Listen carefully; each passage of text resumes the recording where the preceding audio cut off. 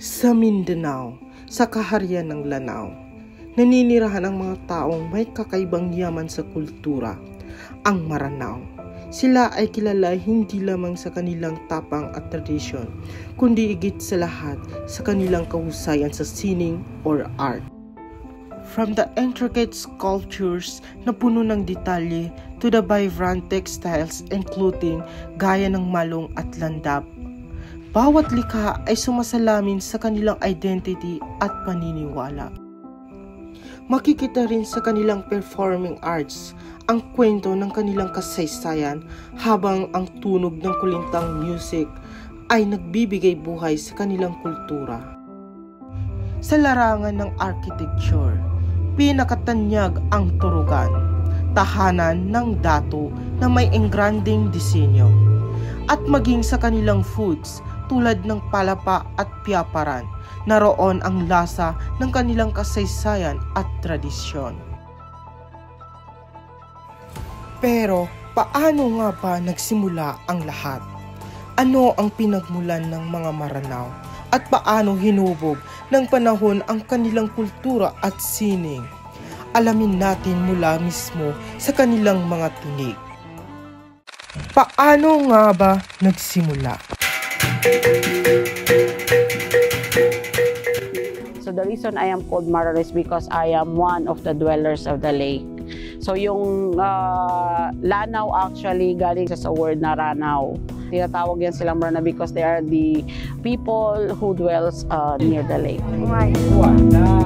Kaya Maranao ay kukuha na so kaya pataling mo mga sarip kabunjuan. Ngayon, silipin natin kung paano nila pinapahayag ang kanilang sining sa iba't ibang paraan. Unahin natin ang performance art, isang sining na buhay at nagpapahayag sa pamamagitan ng kilos, galaw at damdamin.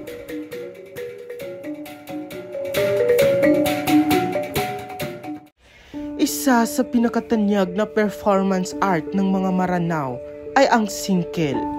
Sa bawat galaw at bawat hampas ng kawayan na ipapakita ang ganda ng kanilang kultura.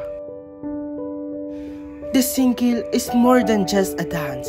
It dramatizes a scene from the Daranggen, the Maranao epic, where a princess gracefully moves while bamboo poles rhythmically open and close. Ito ang tinatawag na singkel.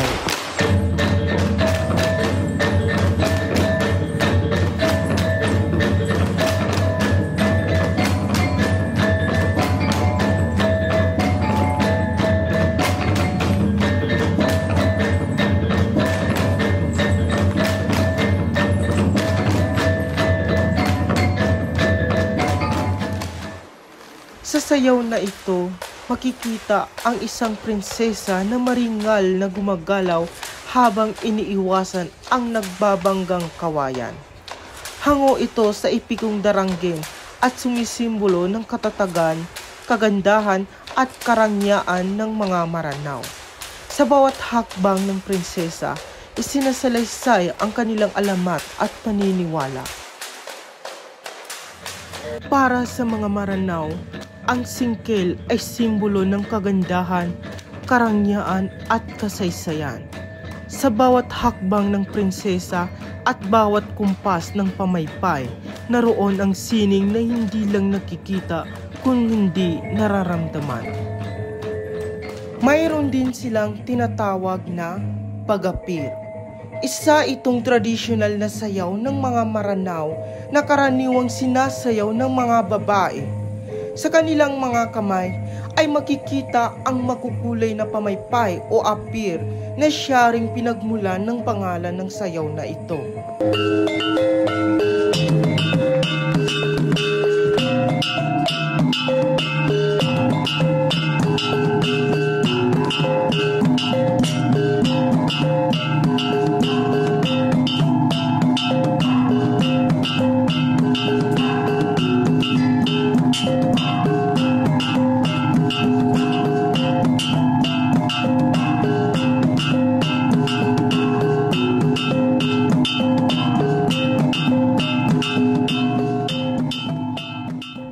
galaw sa pag-apir ay pino at elegante, na tila bang pinapakita ang kahinaan at kariktan ng isang prinsesa.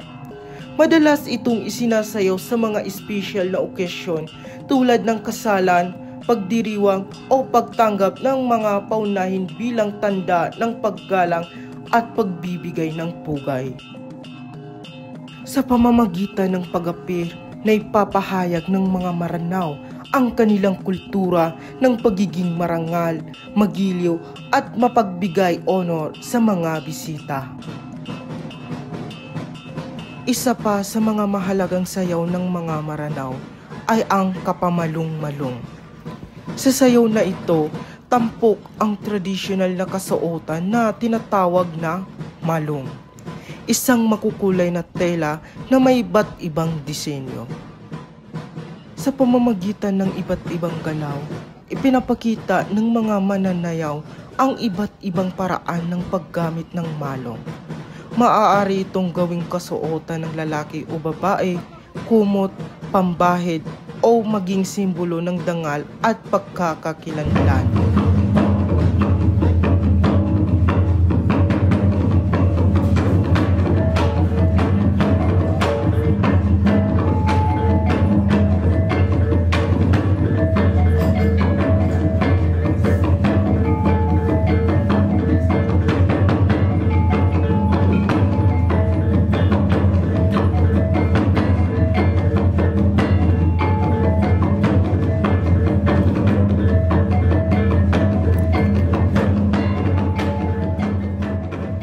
Ang kapamalung-malung ay hindi lang simpleng sayaw, kundi isang malikhaing pagpapakita ng kahalagahan ng malong sa pang-araw-araw na buhay at kultura ng mga Maranao. Sa bawat indayog ng tela at pag-ikot ng mananayaw, naipapakita rin ang pagiging malikhain at pamamaraan ng mga Maranao, na isang simpleng tela lamang nabubuo ang maraming anyo at damit. Ito ay patunay na ang kanilang kultura ay mayaman hindi lamang sa kagandahan, kundi pati sa kahulugan at tradisyon na patuloy na isinasalin mula henerasyon hanggang henerasyon. Sa bahagi naman ng textile and clothing, makikita ang sining ng paghabi o ang paggawa ng tela gamit ang kamay at tradisyonal na habihan. Sa sining ng Maranao, mahalaga ang papel ng mga weaver o ang mga naghahabi ng tela. Sila ang tagapag-ingat ng tradisyon. Maingat na iniisa-isa ang sinulid upang mabuo ang makukulay na disenyo na sumasalamin sa kanilang kultura. Mula sa kanilang kamay, nabubuo ang isa sa pinakakilalang habi ng Maranao, ang landap.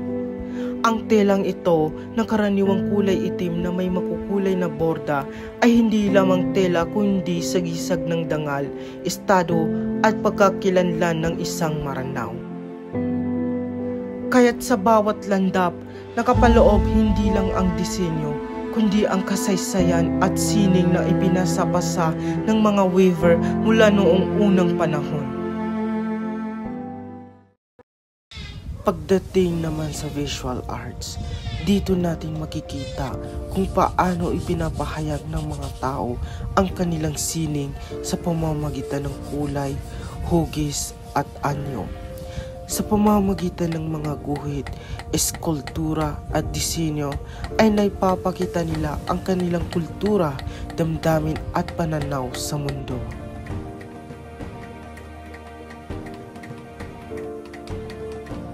Dito mismo sa komunidad ng mga Maranao, nakilala namin si Babu Naira. Isa siyang nagtitinda ng mga bagay na karaniwang nakikita doon ang mga iba't ibang ukir. Ikinuwento niya sa amin kung gaano na siya katagal nagtitinda at kung paano niya ito sinimulan. Kailan po kayo nagsimula gumawa ng ukir cravings?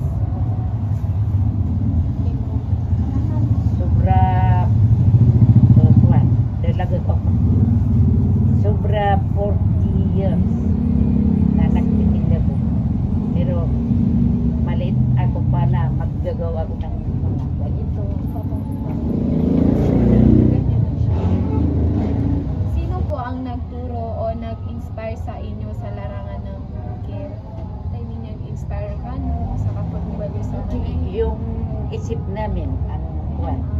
Oo, hindi kami nagtuturo kay kung makita namin ay maganda itong buwan doon. Magsimula kami ng Ang mga ukir ay karaniwang nakikita sa mga bagay tulad ng mga inukit na kahoy, mga kagamitan sa bahay at mga palamuti sa mga tradisyonal na tahanan ng mga Maranao. When it comes naman sa architecture, isa talaga sa pinaka-iconic na simbolo ng Maranao culture ay ang turugan. Ang turugan, kung iisipin, hindi lang siya basta bahay. Isa siyang simbolo ng dangal, kapangyarihan at yaman ng isang dato o maharlika noong unang panahon. Parang status symbol kumbaga, kasi dati tanging mga may matataas na position lang sa lipunan ang pwedeng manirahan dito. Mapapansin agad sa disenyo ng turugan ang kakaibang detalye ng mga ukir. Yung masalimot na carvings o ukit na may makukulay na disenyo. Dito, ipinapakita ng mga Maranao kung gaano sila kahusay sa sining at kung gaano nila pinapahalagaan ang kultura at tradisyon nila. Yung mga haligi ng bahay gawa sa matibay na kahoy at itinataas pa mula sa lupa. Ginagawa ito hindi lang para sa ganda, kundi para protection din laban sa baha o mga insekto. Kung tutuusin, napaka-practical ng disenyo. May meaning, may function, at may artistry. When it comes sa music ng Maranao, para sa kanila, ang musika ay hindi lang basta tugtugin. Ito ay bahagi ng kanilang araw-araw na buhay. Kapag may kasal, celebration,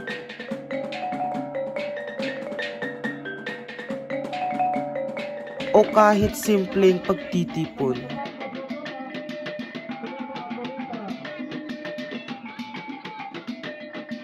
Lagi nating maririnig ang mga tunog ng kanilang traditional na instrumento.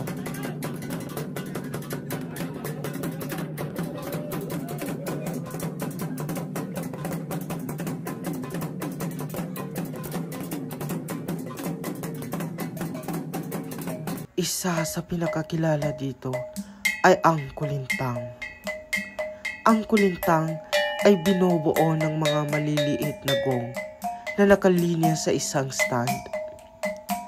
Tinutugtog ito gamit ang dalawang pamalo at bawat gong ay may kanya-kanyang tunog o tono. Kapag pinagsama-sama, nakakabuo ito ng maganda at masiglang ritmo. Madalas ang tumutugtog ng kulintang ay mga babae at para sa kanila, ito ay simbolo ng pagiging magaling, maganda at maayos kumilos.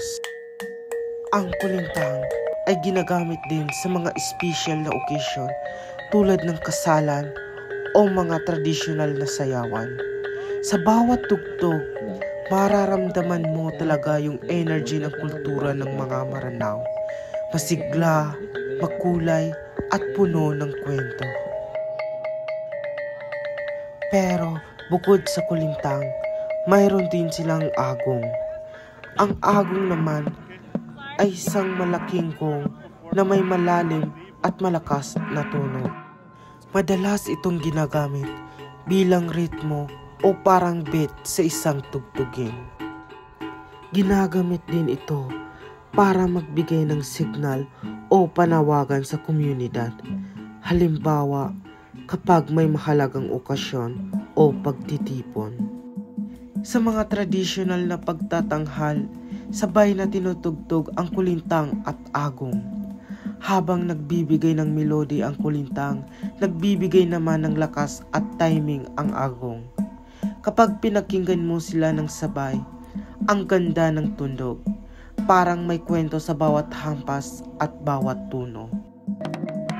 Mayroon din silang dabakan or debakan. Ang dabakan ay isang traditional drum ng mga Maranao. Gawa ito sa kahoy at balat ng hayop at ginagamit para magbigay ng ritmo sa tugtugin ng kulintang. Ito ang nagsisilbing heartbeat ng musika ng mga Maranao. Para sa mga Maranao, ang mga instrumentong ito ay hindi lang basta musika. Ito ay koneksyon sa kanilang kultura, sa kanilang nakaraan, at sa pagkakaisa ng kanilang komunidad. Ngayon naman, pag-uusapan natin ang food ng mga Maranao. Ang isa sa pinakakilalang pagkain ng mga Maranao ay ang tinatawag na dodol. Ang dodol ay isang tradisyonal na kakanin na gawa sa malakit na bigas, gata ng niyog at asukal na pula. Hindi lang basta matamis na pagkain ang dodol. Ito ay simbolo ng kultura, pasensya at pagtutulungan. Sa paggawa ng dodol, kailangan ng mahabang oras na pagluluto at patuloy na paghahalo para hindi masunog. Kadalasan, ginagawa ito tuwing mga espesyal na okasyon tulad ng kasal, Eid al-Fitr at iba pang mahahalagang selebrasyon. Simula ko gumawa ng dodol noong 15 years old po ako. Naisipan kong gumawa ng ganitong negosyo para lang matulungan ko yung asawa ko sa pagninegosyo at libangan din. Para sa mga Maranao, ang dodol ay hindi lang pagkain. Ito ay bahagi ng tradisyon at pagkakakilanlan. Pinapakita nito ang pagmamahal sa pamilya at kultura. Dahil ang paggawa nito ay madalas ginagawa ng magkakamag-anak o magkakapitbahay na nagtutulungan. Binibenta po namin yung dodol dito lang sa kilid ng karsada, dito lang sa tapat ng bahay namin. Kung may order, dinadala sa Marawi saka sa Maynila. Yung malaki, tag 200. Tapos yung maliit, 100 saka tag 50, may 25 pesos din. Hanggang ngayon, patuloy pa rin ipinapasa sa bawat henerasyon ang paggawa ng dodol bilang tanda na kahit moderno na ang panahon, ang lasa ng kultura ay mananatili pa rin sa bawat kagat. Isa pa sa mga sikat at paboritong ulam ng mga Maranao ay ang piyaparan a manok. Ito ay isang putahe gawa sa manok na niluto sa gata ng niyog, luya, sibuyas, bawang at tinadtad ng niyog. Pindialokan ang tawag doon. Sa amin, for short, papar na lang kasi coconut eh. Ayun, yung basic na pinaka-main ingredients namin is yung coconut at saka yung turmeric. Kasi halos lahat ng food namin may turmeric, luyang, galanggal ba yun? Oo.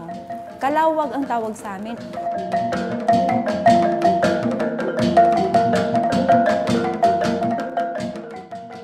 Pero sa mga Maranao, hindi magiging masarap kung hindi ito malagyan ng special ingredients.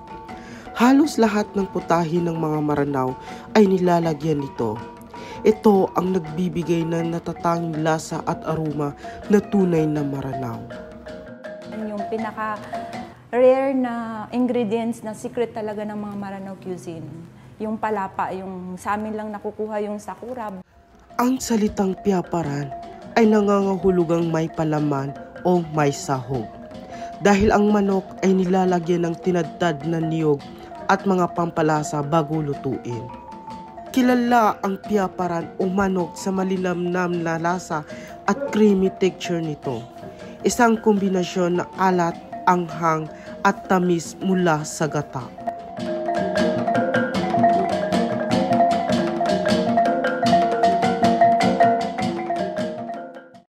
Ang sining ng mga Maranao ay higit pa sa mga kulay, tunog at disenyo. Ito ay kwento ng kanilang pagkatao, tradisyon at pagmamahal sa kultura.